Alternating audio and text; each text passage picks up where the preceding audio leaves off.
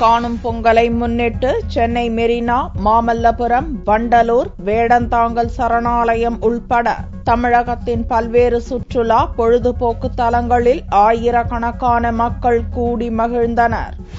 தை மாதம் 3ஆம் நாளான வியாழக்கிழமையன்று காணும் பொங்கல் தமிழகம் முழுவதும் உற்சாகமாக கொண்டாடப்பட்டது.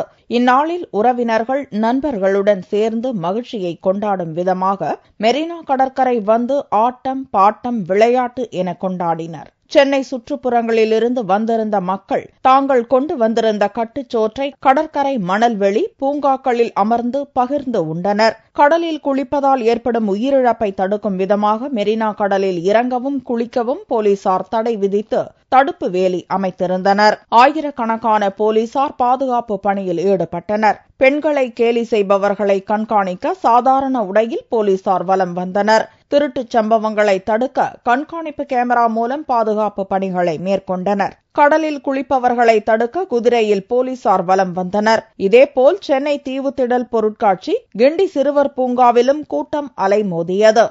சென்னையை அடுத்த காஞ்சிபுரம் மாவட்டம் மாமல்லபுரத்தில் வெளிநாட்டு சுற்றுலா பயணிகளோடு உள்ளூர் வாசிகளும் காலை முதலே வந்த வண்ணம் இருந்தனர். மாமல்லபுர சிற்பங்களையும் கடற்கரை பகுதிகளையும் ரசித்தனர். கடலில் குளிக்க வருபவர்களை கண்காணிக்க மட்டுமின்றி ஆபத்து காலங்களில் உதவும் ரப்பர் படகுகளையும் போலீசார் தயார் நிலையில் வைத்திருந்தனர். மாமல்லபுரத்தை அடுத்து வண்டலூர் உயிரியல் பூங்கா களை கட்டியது. தீயணைப்பு வாகனங்கள் அப்பகுதியில் தயார் நிலையில் வைக்கப்பட்டிருந்தன. வண்டலூர் வந்த சென்னை வாசிகள் கையோடு மதிய உணவையும் எடுத்து வந்திருந்தனர்.